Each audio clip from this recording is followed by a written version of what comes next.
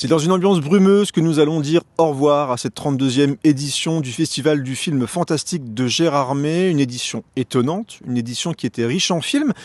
Pas de très mauvais films dans cette édition et c'est plutôt heureux pour nous qui avons quand même mangé pas mal de longs métrages pendant ces quelques jours sur place. Grande surprise au niveau du palmarès de ce festival, c'est Une Violente Nature qui a gagné le Grand Prix. Alors moi franchement, j'étais surpris au moment où ça a été lancé par le jury parce que c'était quand même une proposition assez radicale de slasher. On en a parlé déjà dans une précédente vidéo. Moi, j'avais plutôt apprécié le système qui nous mettait dans la peau quasiment d'un tueur, d'un boogeyman de slasher. Donc, du coup, ça a été beaucoup apprécié par le jury.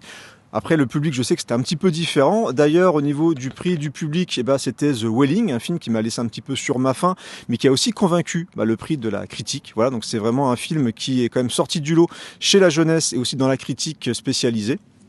Au niveau du prix du jury, il y a eu deux films qui sont sortis du lot.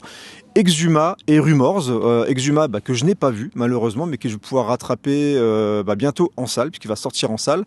Et aussi Rumors, on en a parlé aussi, ça m'avait plu à moitié. Voilà, j'étais moyennement convaincu par le film qui était assez drôle, mais qui pour moi n'allait pas vraiment assez loin, mais le jury a été convaincu. Donc voilà, on vous laissera vous faire votre propre avis en salle. Concernant le film de clôture, c'est peut-être pour moi le film le plus faible de tout ce qu'on a vu pendant ces 5 jours sur place. C'est Don't Feed the Children de Destry Aline Spielberg. Vous aurez compris de qui elle est la fille. En tout cas, le film est peut-être un petit peu trop lisse, malgré le sujet qui parle de virus, de contamination, de confrontation entre les adultes et les enfants. Je trouve que ça manquait un petit peu de panache, ça manquait un petit peu d'originalité.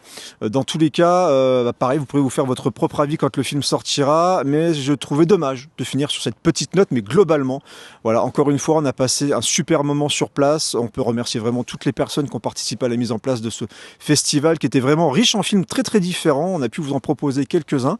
Voilà, et puis on se donne rendez-vous peut-être l'année prochaine.